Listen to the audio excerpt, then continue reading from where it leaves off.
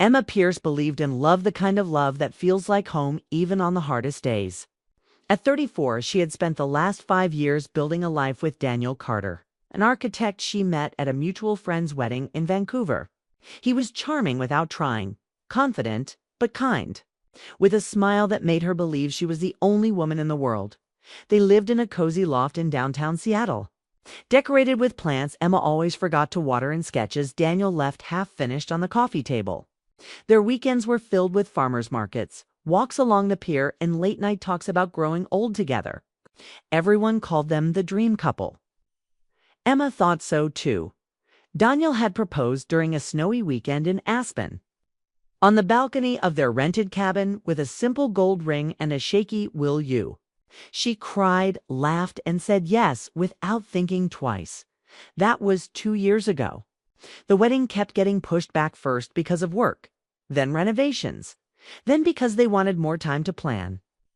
Emma wasn't in a rush. She had Daniel. That was enough. At least it used to be. Lately, something felt different. It started small. Missed calls, shorter texts, long pauses in conversations where laughter used to be. He'd come home later than usual and go straight to the shower, not bothering to ask about her day. When she made his favorite pasta, he barely touched it. He blamed deadlines, clients, stress. Emma wanted to believe him. She told herself it was just a rough patch. Every couple had them. But sometimes, in the quiet moments, like when they brushed their teeth in silence or passed each other in the kitchen without touching, Ma felt like a stranger in her own relationship. One night, while folding laundry, she found a small receipt tucked inside Daniel's jeans pocket. A dinner for two, Italian, 2 glasses of wine, dessert. It wasn't the receipt that bothered her, it was the date. It was the night he told her he had a working dinner with a client from out of town. She held the paper in her hand for a long time, staring at it like it would give her the answer she didn't want. Emma didn't ask about it. She wasn't ready for what he might say. Instead, she watched him more closely. Not in a jealous way, but in the way you watch someone you love slipping away. Then came the firm's anniversary party. It was held at a rooftop bar overlooking the city. Emma wore a navy dress and heels that pinched her toes, but she didn't care. She just wanted to be by Daniel's side, to feel close again. That's when Lily walked in. Lily Matthews was the new graphic designer at the firm. She was in her late 20s with sleek dark hair, smart eyes, and an effortless elegance that turned heads when she entered the room. She smiled like she knew a secret no one else did. Daniel introduced her casually. "This is Lily. She's been doing great work for the firm," he said. Placing his hand gently on her shoulder, Emma smiled, shook her hand, and told herself it was nothing. New coworkers always came and went. But something about the way Lily looked at Daniel made her uneasy. Like they shared an inside joke. Like there was already something between them that didn't need explaining. Later that night, Emma caught a glimpse of them talking near the bar. Lily laughed at something Daniel said and touched his arm lightly.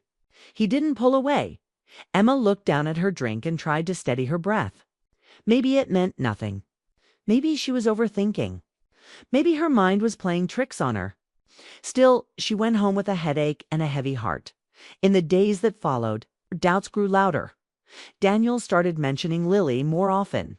Lily had a great idea for the presentation. Lily's designing the pitch deck.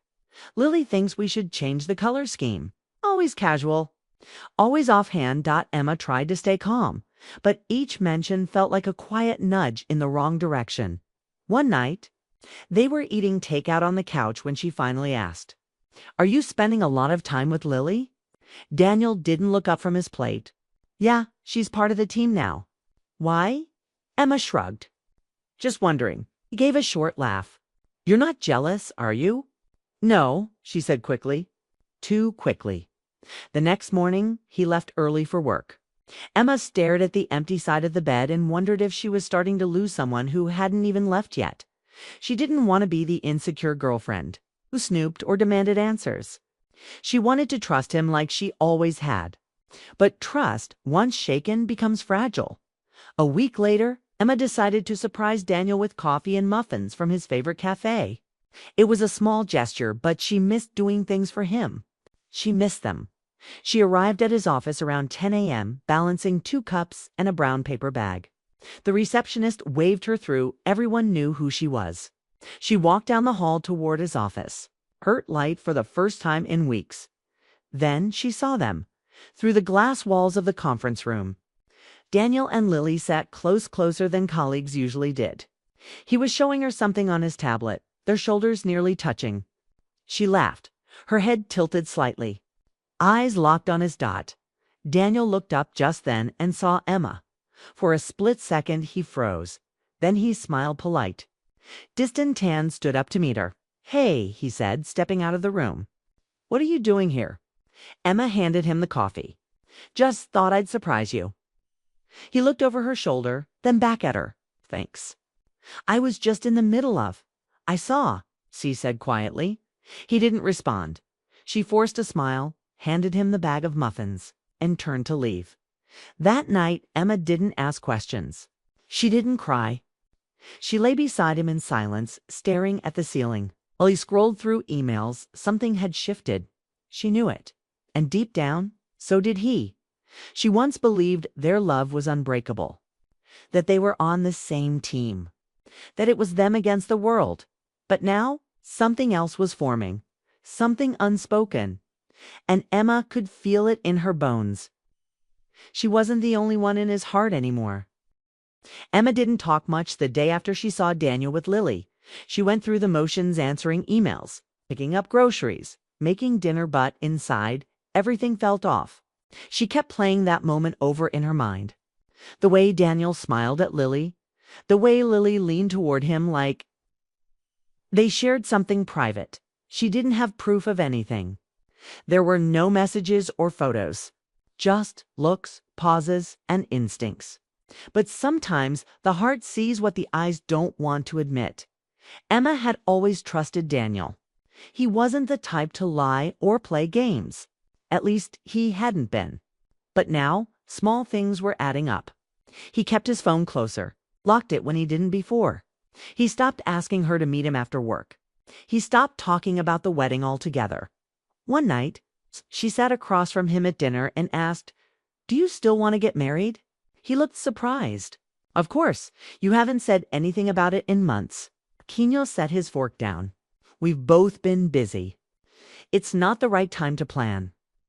Emma nodded slowly. But deep down, new people make time for what matters to them. The next few weeks felt like she was living beside someone she used to know. They still shared a home, a bed, and a routine. But the warmth was missing. The closeness was fading. He kissed her on the forehead instead of the lips. He said "love you" like it was part of a checklist. And Lily. Lily's name kept coming up. She had a smart fix for the floor plan. She stayed late to finish the render. She's really sharp, clients love her. Emma started to notice patterns. Daniel would come home later on the nights Lily stayed late. His mood would lift after those days, as if he'd just had the best conversation of his week. He'd laugh at something on his phone, then quickly put it away when she walked into the room. One Friday night, Daniel said he had a team dinner. Emma didn't ask questions. She just nodded and watched him leave, wearing the cologne he used to wear on their date nights. He came back around midnight, quietly. No explanation. No details. That weekend, Emma did something she never thought she'd do. She went through his phone while he was in the shower. Her hands shook the entire time. His messages were clean, nothing obvious. But his call history showed multiple late-night calls with Lily, and not just work hours, 10:30, 11 p.m., sometimes for nearly an hour. She put the phone down before he came out. Her heart ached not just from what she saw, but from who she was becoming, suspicious, anxious, sad. Emma was the kind of woman who used to laugh freely, dance barefoot in the kitchen, leave love notes on Daniel's car windshield. But lately she felt like a shadow of herself, always waiting, always wondering. The turning point came on a Tuesday afternoon. She had finished a client meeting early and decided, without planning, to stop by Daniel's office again. Part of her hoped she was wrong, that everything was still okay, that the looks, the doubts, the late nights were all in her head. She walked into the building with a cup of coffee and a quiet prayer.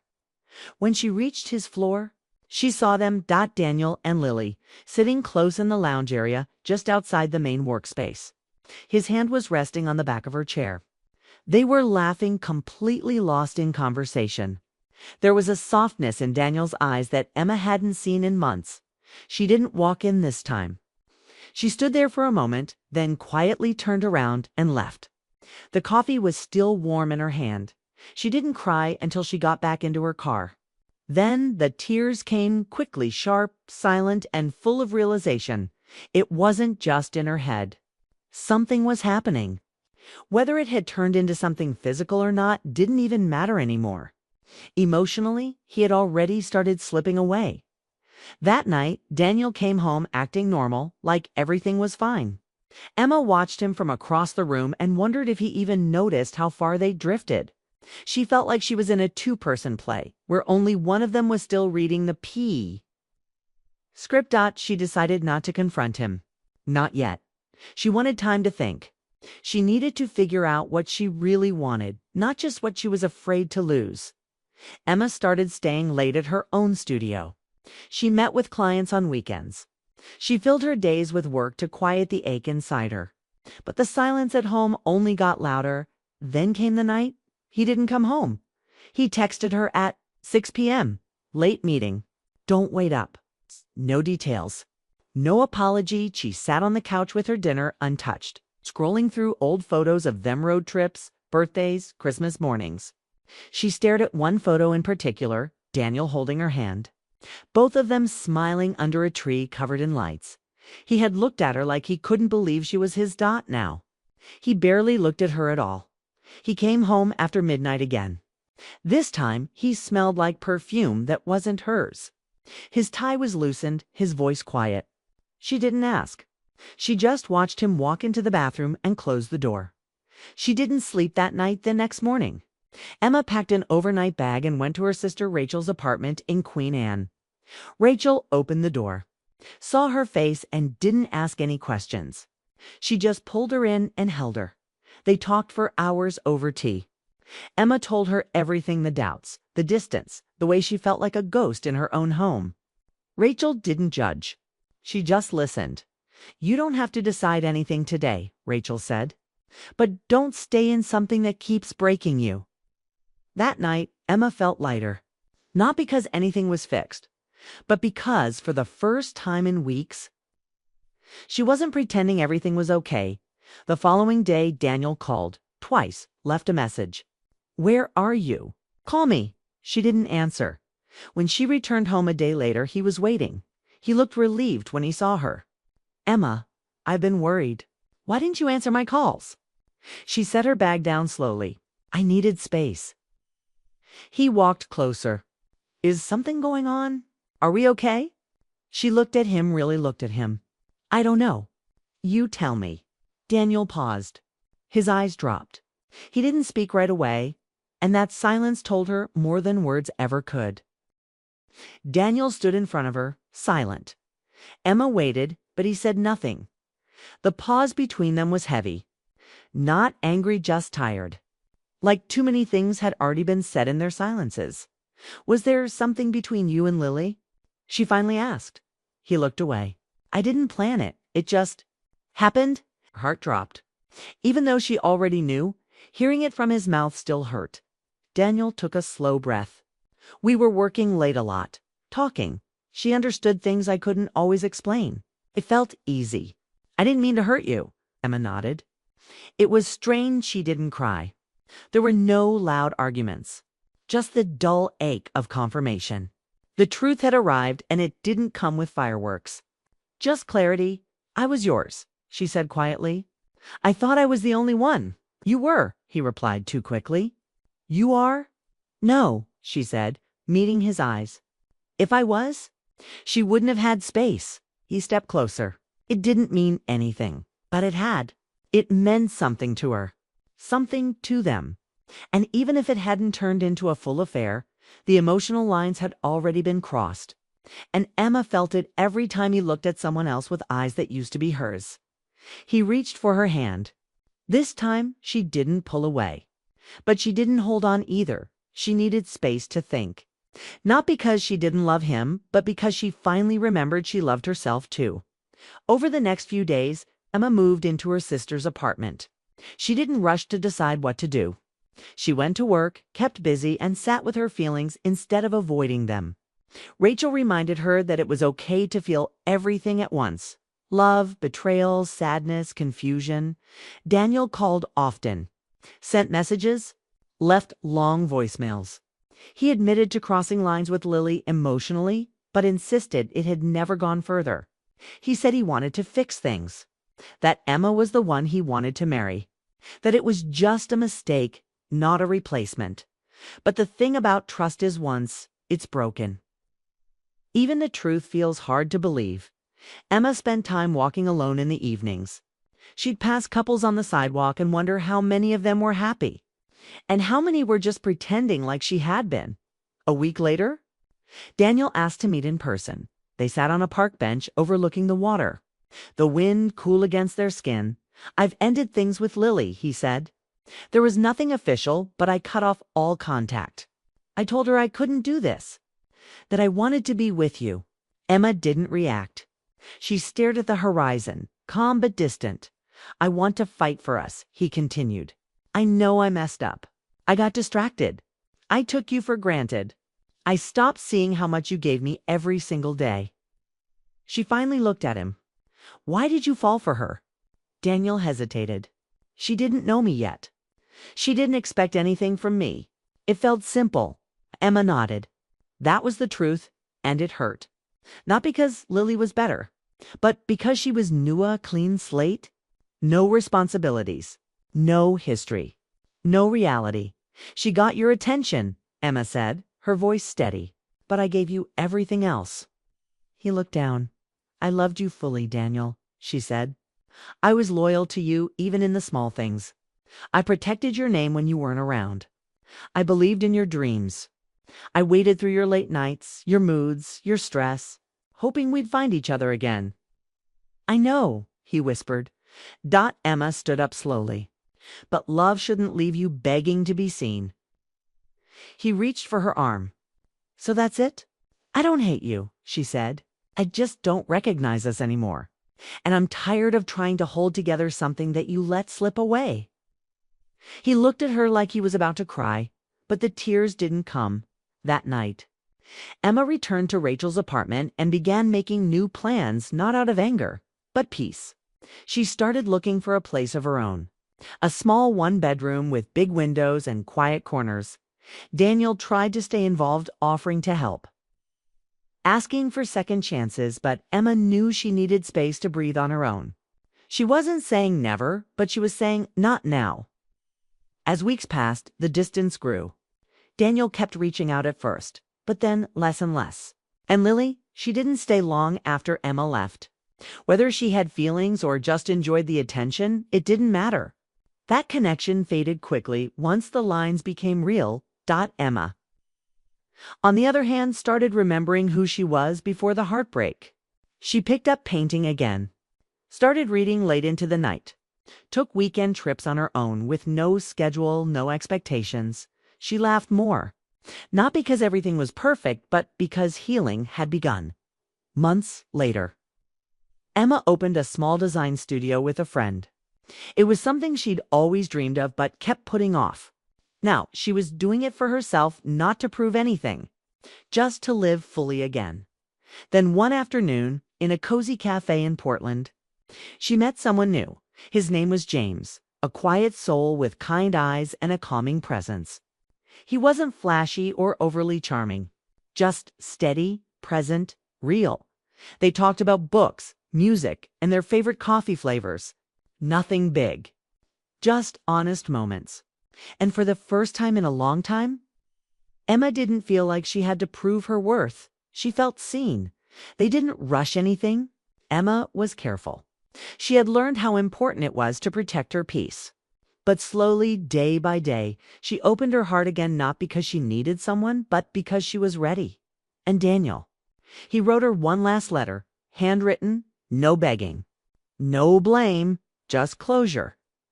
I'll always be sorry, he wrote, and I'll always remember the way you loved me. Emma smiled gently when she read it. Then she folded it, tucked it away, and moved forward. Because in the end, this wasn't just a story about betrayal. It was a story about about letting go of what no longer fits, about choosing yourself even when it hurts, and about learning that the right love won't make you guess your place in someone's heart. Love, when it's real, won't feel like a fight you have to keep losing to win. It will feel like coming home. On a cold spring evening in Seattle, Cameron Hayes stayed late at his marketing agency, alone except for the hum of computers and distant streetlights. He was tapping through slides, editing copy, trying to keep his mind busy so he wouldn't think of home. His life had grown quiet in ways he hadn't expected. When did the small talk with Melissa fade into silence? When did her laugh stop being his favorite sound? He glanced at his phone. No new messages. No, how's your day? From her, just a blank screen. He sighed, shutting his laptop, determined to finish the last revisions before heading out as he packed up. Claire Reynolds knocked on the glass partition between their desks. Hey, she said softly. Still here? Claire was the new creative strategist on his team. Confident, efficient, with a kind face that invited conversation.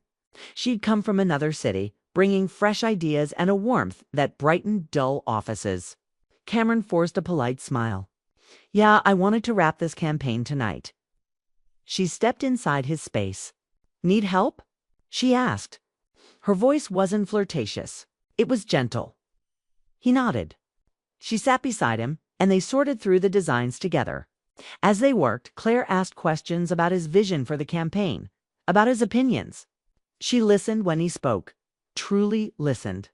The contrast between her attention and the silence waiting for him at home pressed on him after they polished the last slide. Claire suggested grabbing coffee at the cafe around the corner. It was late, but open.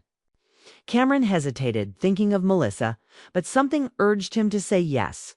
Okay, he said. One coffee. They walked under empty streets, the city lights reflecting on wet pavement. Inside the cafe, they picked a small table. Claire ordered tea. He took black coffee.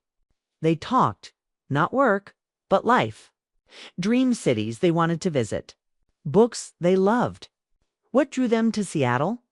Cameron felt the walls around him loosen just a little. When the cafe's lights dimmed toward closing, they stepped out together. Rain began to fall gently. Claire offered her jacket, but Cameron refused. He walked with his hands in pockets. They paused beneath a street lamp. Claire said, You always tell me what you think about campaigns, but never what you dream for yourself. He looked at her and felt his throat tighten. He wanted to answer, but the words stuck. I used to draw, he said. I haven't done that in years. Claire smiled, sad and understanding. They stood there, watching raindrops stream past the lamp. Two people feeling something shift. He returned home late that night. Melissa was asleep. He tiptoed past her, not wanting to wake her. As he slipped in bed, he stared at the ceiling. Guilt and longing warred inside him. He didn't betray her, not yet, but he felt pulled. The next morning, he made breakfast, eggs, toast, coffee, something small. Melissa shuffled in, tired hair, mussed from sleep. She smiled at him, trying to ignite warmth in the routine. Morning, she said. Cameron handed her a plate. Silence stretched between them. He wanted to talk, to confess, but he swallowed the words. Over the next week. Cameron and Claire met on small pretexts. She needed help brainstorming. He asked her to review a campaign draft. They'd stay after hours. The more time they spent, the more Cameron realized how depleted he was at home. He listened harder when Claire spoke. He laughed more freely. She asked gentle questions about his marriage, and he answered honestly. We're drifting, he told her. I don't know how to reach her anymore. Claire didn't judge. She just nodded. She told him she understood emptiness, that it scared her too. Sometimes she felt invisible in her own life. He looked at her then and saw she was carrying her own loneliness. He thought his pain was solitary, but it wasn single quotes T. One afternoon, after work. Claire invited him to an art gallery show downtown. He almost said no. He'd told Melissa he had reports to file. But something inside him pushed him to accept. He told Melissa he'd be late and left quietly. At the gallery, they walked among muted paintings, soft lights, hushed voices. They talked about color, feeling, what the artist tried to say. In one room, Claire paused before a painting of a woman staring out a window, raindrops on glass. She said, "This feels like a soul waiting for warmth." Cameron felt stuck in that image. He realized that woman could be him, or Melissa. Or Claire, anyone yearning to be seen. They left the gallery together and walked back under streetlights. The air was soft with rain's breath. Claire turned to him. "I don't expect anything," she said. "But I want you to know you're seen." Cameron's chest tightened. He wanted to tell her the same, but the words stayed hidden. They parted at the corner, each walking away with heavier hearts than before. Back home, Melissa had left a note. "I miss you. When can we talk?" Cameron froze. The note felt like a bridge or a burden. He wasn't sure. He carried it with him into the next day, unable to read more. At work, he found Claire waiting by his desk. She looked at him with knowing eyes. "Everything okay?" she asked gently. He nodded, though inside things were fracturing. One evening, Melissa confronted him softly at dinner. "You've been different," she said. Her voice wasn't angry, just broken. Cameron didn't know what to say. He wanted to tell her truth, but the shape of it had shifted. "I'm tired," he said instead. "I feel disconnected." Melissa reached across the table, took his hand. "So do I," she whispered. The air trembled between them. They sat in silence, facing a love eroded by time and silence. But even as guilt pressed on him, Cameron felt clarity. Something inside him was waking again, an ache for connection, for honesty, for a path he hadn't known he needed. That night, he lay awake again, thinking of Claire's eyes, Melissa's touch, and the sharp divide between them. He realized the line was thinner than he thought, and he wondered how long before someone crossed it. Part 2 picks up right after Melissa leaves the note in the kitchen and reveals that she knows something is wrong. The tension is thick in the air, sharp and unexpected. Cameron wakes up feeling the weight of that note as if it started the day already late. He gets ready, but every task feels heavier than it should. At work, his mind drifts to Melissa's quiet strength, to Claire's eyes. Every word from Claire in the last few weeks replays in his mind. Claire senses the shift. She arrives at the office early that morning. She and Cameron exchange a brief good morning, but the tone is different, quieter, loaded. As they begin work, the usual banter is replaced by cautious glances. Both avoid asking too much, afraid of answers. Midday, Claire asks for a meeting in the conference room. Under the pretext of reviewing campaign results, inside, papers lie spread out, screens displaying graphs. But the air is not businesslike. She says, "I felt lately we're both trying to be parts of things that don't fit." Her voice shakes just slightly. Cameron nods, knowing exactly what she means. He takes a breath. "I care about you, Claire. But I also care about my marriage. I'm lost." Claire listens, her eyes filling with understanding and sadness. She responds, "I didn't want to cross lines. I didn't want to be the cause of pain. But I can't pretend nothing's happening." They both sit in silence. The meeting ends without consensus. They return to their desks, both changed. After work, Cameron drives home. Rain begins. He wants to call Melissa. He wants to tell her the truth. But he also fears it. Fear of hurting her, of causing a rupture. He parks the car, sits for a moment in the dark, watching raindrops slip down the windshield. Then he doesn't call. He goes home. Inside, the house is quiet. Melissa is cooking. The smell of something familiar, warm. Cameron walks in and leans against the doorframe. Melissa looks up, offering a faint smile. "You're home late," she says. Cameron forces a smile back. "Had to finish something?" They eat dinner in quiet. Utensils on plates. He watches her eyes. She tries to seem normal. She talks about her shift at the hospital. He nods. He listens. But every few seconds, he catches his reflection in the window, tired, split between two emotions. Over the next few days, the strain grows. Melissa starts asking small questions. You seem distant. Everything okay at work? Cameron answers carefully, half-truths. He doesn't tell her about Claire meeting him in the conference room. He doesn't tell her about the moment Claire said she couldn't pretend. He tries to reconnect at home, suggests watching a movie, going for a walk, but Melissa declines or seems too tired. Their silence returns, but now with guilt layered in. Meanwhile, Claire continues being supportive at work. She shows up early, stays late, helps Cameron with slides and brainstorming. Their conversation grows deeper. One day they share lunch at a small cafe.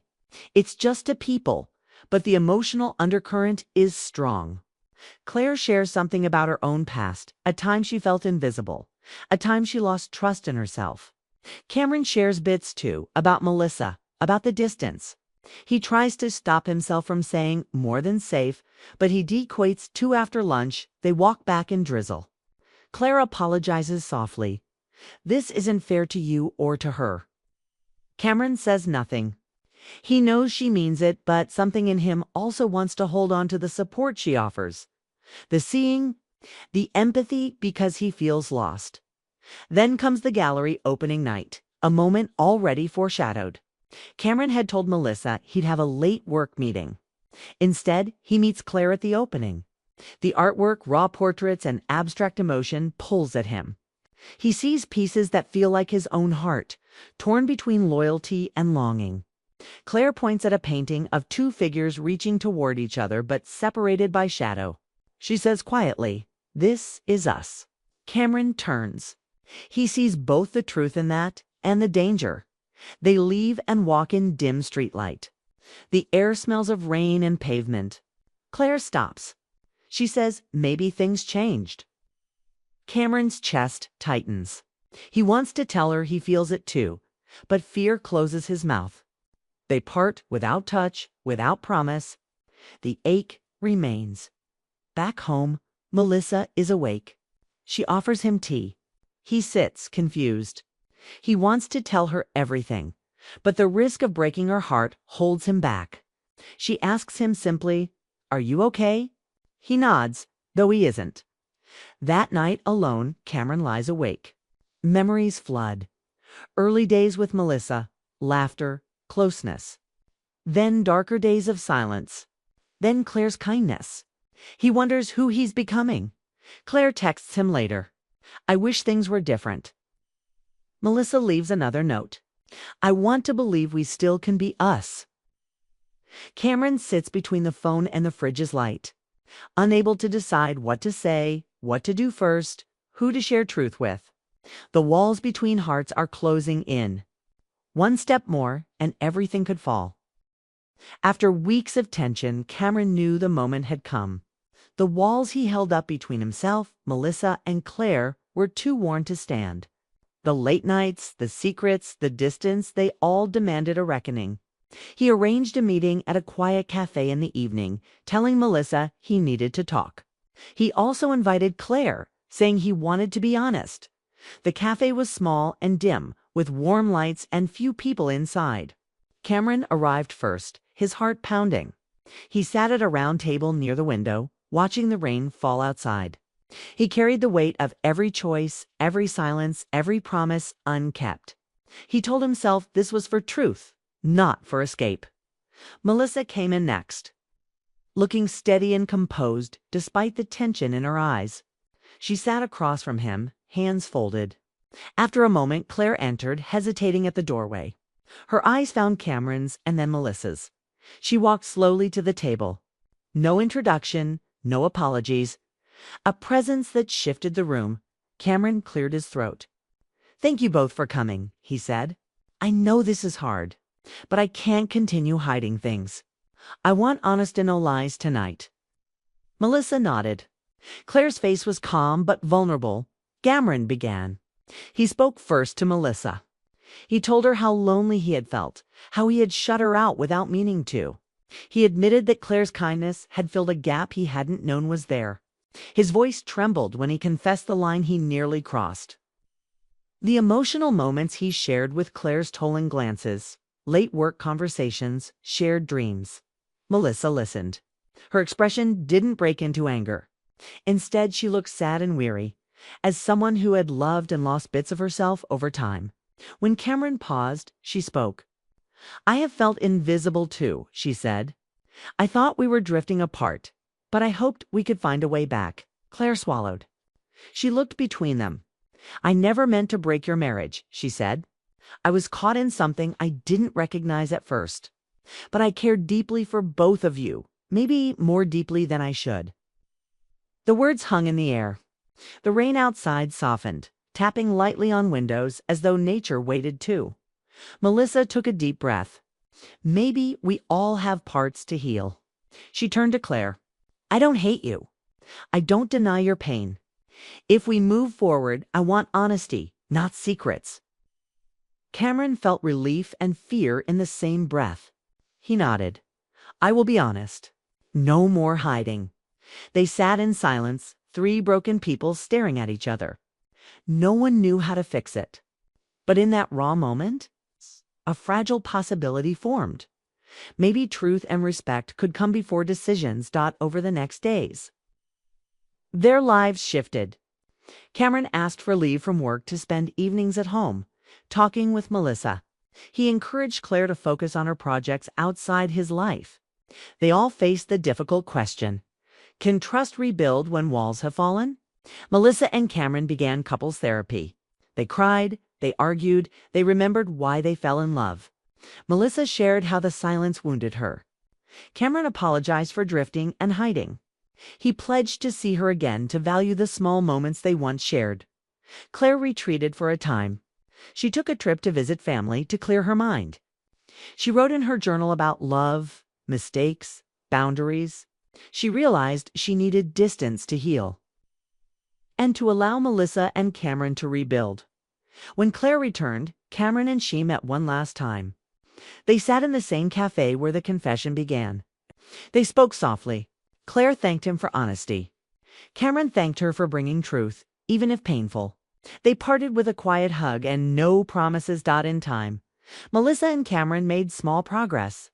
They walked together, held hands, rediscovered laughter. The wounds didn't vanish overnight. They stayed tender, but the openness between them grew, and they started planning small things: dinners, art nights, movie walks. Cameron continued working, but no more after-hours secrets. He refused extra shifts that meant hiding. His loyalty changed from avoidance to presence. One evening, months later, Cameron and Melissa sat in their living room by a single lamp. Photos of better times lined a shelf. Soft music played. She leaned her head on his shoulder. He held her hand gently, as though relearning how to touch. No words were needed. Claire's presence faded into a memory. Not a betrayal, but a crossroads that forced truth. She lived in their story now as someone they once entwined with, not an enemy. But a part of what led them back to each other, Cameron sometimes thought of Claire. The way she understood him, the way she listened when no one else did. He didn't regret the honesty. He regretted the distance he once allowed with Melissa. He learned that love needs tending, not silence. Melissa, in turn, learned that vulnerability isn't weakness. She opened up more, shared her fears, asked for affection. She no longer waited for him to find her. She let him in. Their marriage didn't become perfect. It was raw, fragile, but alive. And they decided together it was worth saving. In the quiet night, Cameron looked at Melissa and whispered softly, "Thank you for staying." She breathed into his shoulder. And in that silent space, they rebuilt something real.